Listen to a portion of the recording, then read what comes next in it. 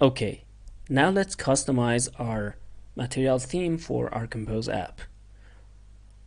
First, let's start with the typography. To customize our typography, I open my theming play theme definition, and as you can see, we have a variable defined called typography that is passed along to the typography parameter of material theme composable.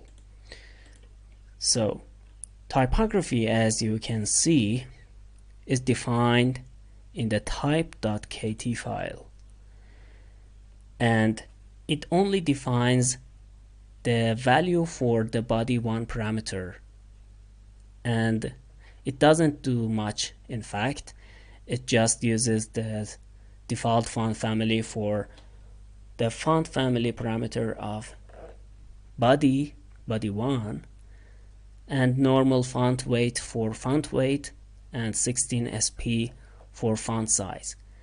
Now what we can do, we can define and customize different components and parameters like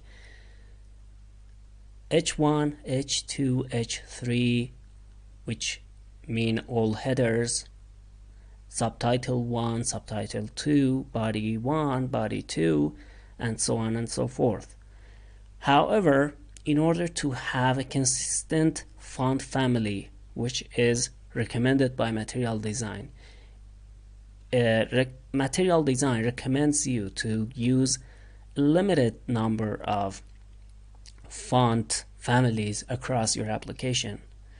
So what I'm gonna do is define a default font family to be used with all different text styles in my theme by defining the value of default font family parameter of typography.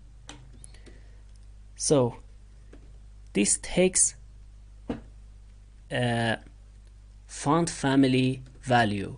So let's define a font family. I define it using that font family function. As you can see, it's a function from the fontfamily.kt file, and it takes several variables, several fonts, for which I'm gonna pass only one font. I'm gonna load a font from my resources and use it across my app for displaying text. I have already downloaded a file from Google Fonts. It's a font, in fact. Let's go to my downloads folder. It's called Handly. I copy it.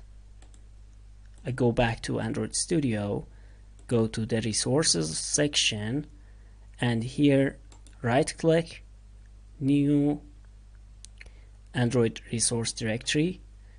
For resource type, I select font. By typing F, it selects font, and then OK. I press my font here by pressing Ctrl and V.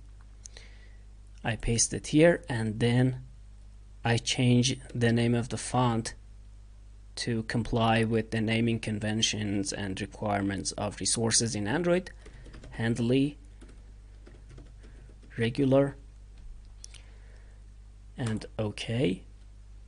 Now I can use it for the font function r.font.handly regular. Just like this, I define the default font family that can be used across my app for displaying text. Now I go back to my main activity and refresh my preview, and hopefully the text will reflect the changes.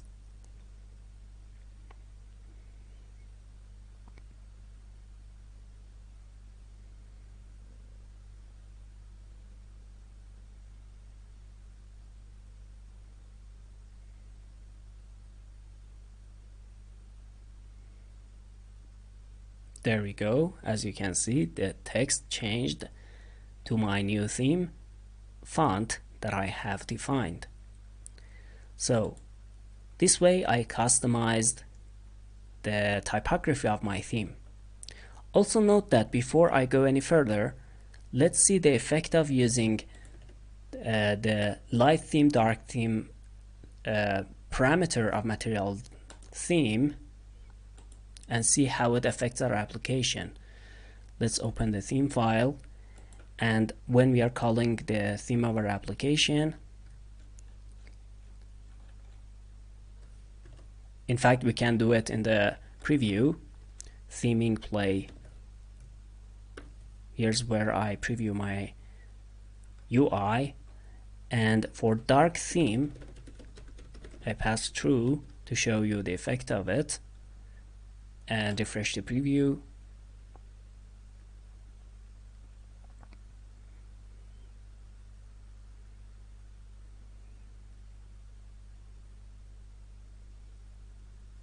There we go. This is the default behavior of material theme. When we change it to dark theme, it changes the colors accordingly, as you can see, and it shows beautifully a default implementation of dark theme for our application, and it's pretty nice. So let's now change back to light theme and go further with our customization.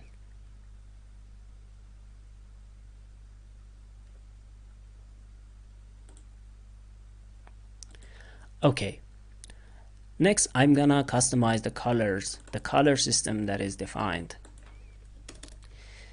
I'm gonna define a family of red colors for my theme, for the theme of my application.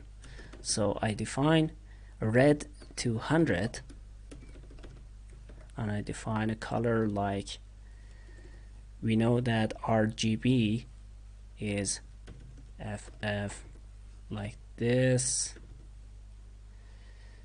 and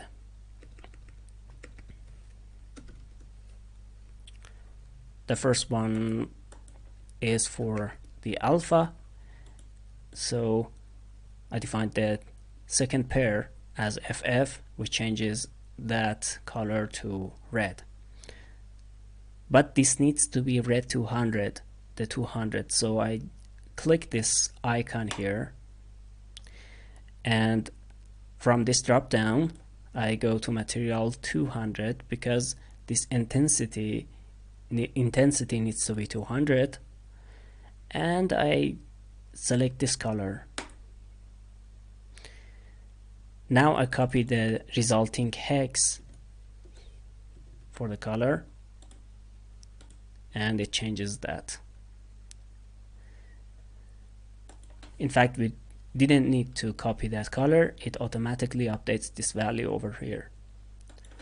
Next I define red 500, I go color, and I'm gonna copy the same color over here for now, but we will customize it. We will go from the drop down to material 500 and then select the color again.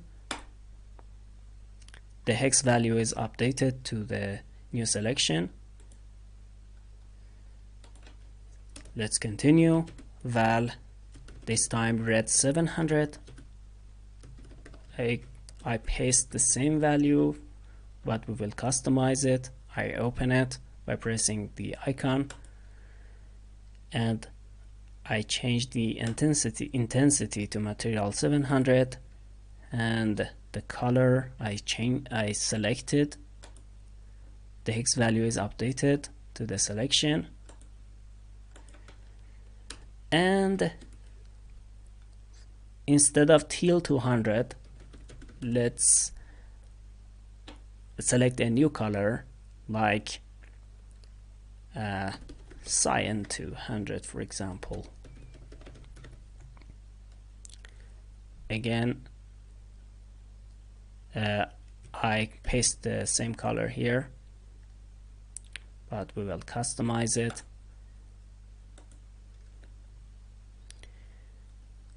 Let's select a color like green,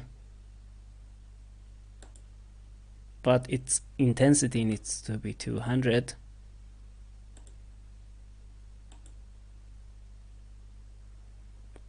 Yeah, it's automatically updated to the selected value, and let's call it green 200 because it was a green family. Alright, now that we have defined a set of colors, let's use it in our theme. I go back to my theme, and in the body of dark colors and light colors, I will use these new customized colors. I comment out these 3 lines and define my own colors. Primary. For primary, I use a red 500, red 200. For primary variant, I use red 700, and for secondary, I use green 200. Next, I do a similar thing in the body of light colors. For primary, I use red 500. For primary variant, I use red 700. And for secondary, I use green 200. I hope that the result of this color customization is not something awful and we can deal with it.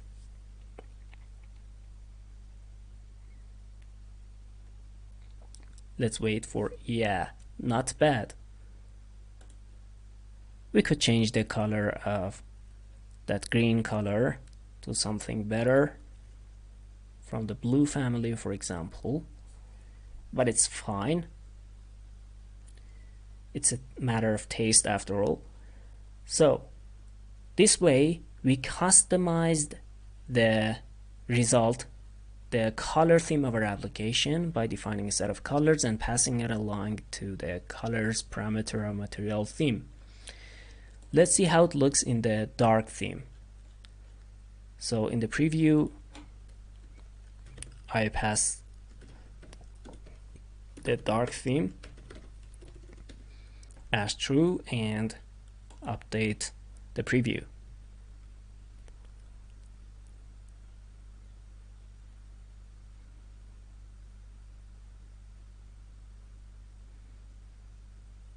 Okay, not bad. So you can see that in dark theme, not all of the colors that we defined are used. For surfaces, we often have a family of dark colors, something from the black family. But for buttons, we can see the color that we have defined, our customized color. And this is necessary to ensure that this complies with material design requirements and every component that is defined is visible, and this set of rules is defined by material theme to have maximum usability of our application and of our UI and maximum usability and visibility. So let's change back to light theme and continue our customization of the theme with shapes. This time we're gonna customize the shape of our material theme for our Compose app. As you can see, by default we have round corners for shapes.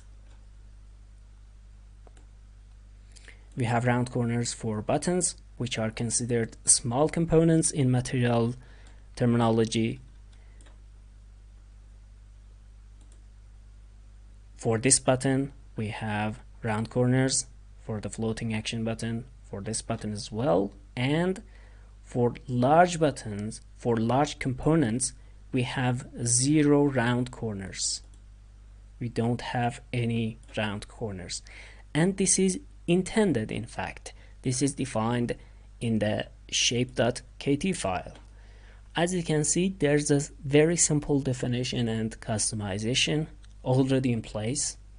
For small components, we have rounded corner shapes of 8 dip.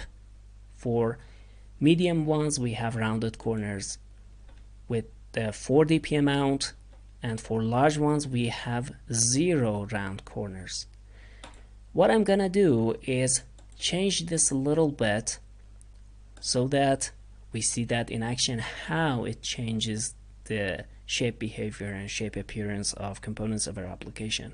Note that an example of medium shapes in material components is alert dialogues.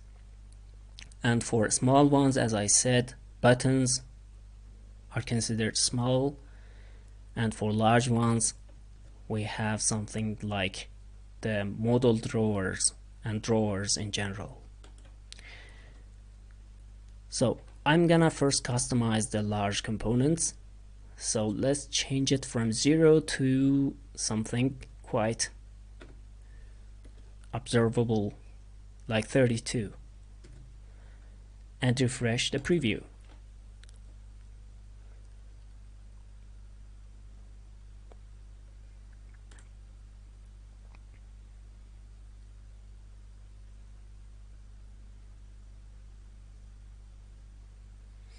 Okay, the preview is refreshed. As you can see, once we open the model drawer, it reflects the change that we applied to the shape. We have now round corners with the amount of 32 dp, and it's quite nice. So based on your taste, you might want to have round corners for large components or not. We can also, in addition to round corners that is defined by a rounded corner shape, we can have cut corner shape. So for example, for small components like buttons, I'm gonna change it from rounded corner to cut corner shape. So cut corner shape with the amount of 8 dip, and refresh the preview.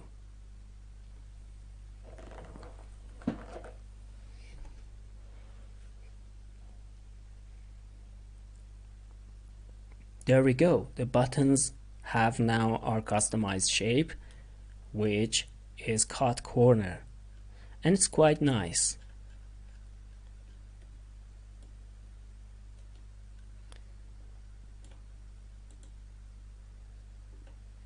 So we changed from round corners to cut corner shapes by defining the amount of cut that we wanted to have for our buttons, for our small components. You don't have to define the roundness or cut corner shape for all 4 corners of your shape. You can have it for either one of these corners or for a few of them and leave the other ones intact. And this is true about most regular buttons, but it's not true about fab or floating action button. And this is I think something intended in material design, that you cannot have a different corner from other corners for a fab. If you define a cut corner for one corner, it will have cut corners for all other 3 corners as well. And that's true about round corner as well. You cannot have round corner for one corner and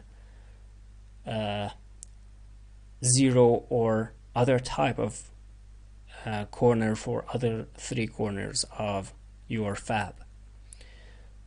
So let's customize just a few of the corners of our regular button.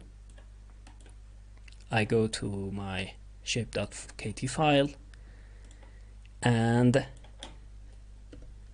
I'm gonna change the type of the cut corner that I want for only the top start corner, which is this corner, and leave the other ones intact.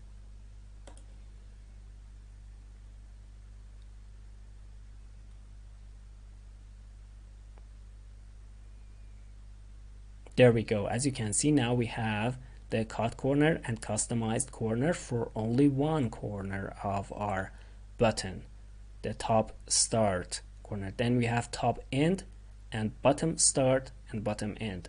So to have it more beautiful, I changed the bottom end corner as well to cut corner. So bottom end, and I change it to an 8 depth as well.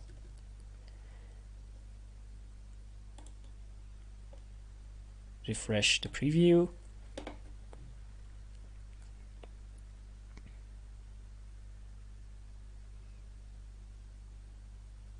There we go.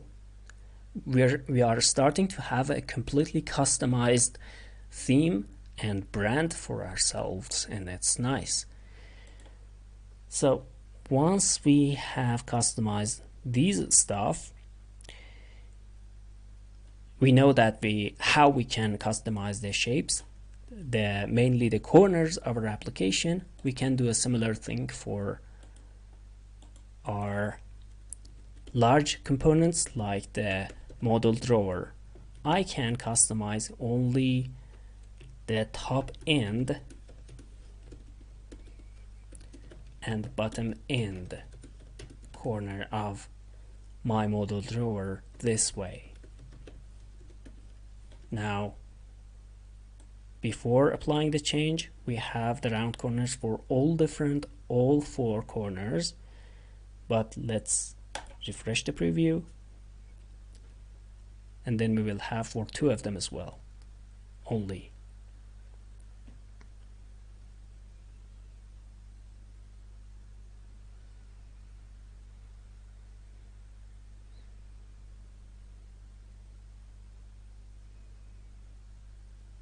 Okay, the preview is applied. There we go, and it's nice. Now we have the round corners only for the sides that are facing the user. It's beautiful, isn't it? So that's it, how you customize your Compose material theme in your application. Before I wrap up this video, note that if you want to use the values that you have passed to your theme, to your material theme in your theme.kt file, for example, you have passed in colors, you have passed in typography, you have passed in shapes, but inside your application, in the deepest branches of your UI tree, you are, for example, you need to use one of these values. How do you do that? In fact, material theme makes it very easy for us by providing us with values that we can access. For example, if you want to access colors inside your tree, let's do that with a more practical example. For example, I want to have a tint for my icon. Yes. For example, I want to have a tint for one of my icons, and I want to use one of the colors that I have defined in my material theme. So I simply say material theme.colors dot one of the components of the colors that we define, primary variant, or secondary. So let's use secondary. Let's apply the changes by refreshing the preview.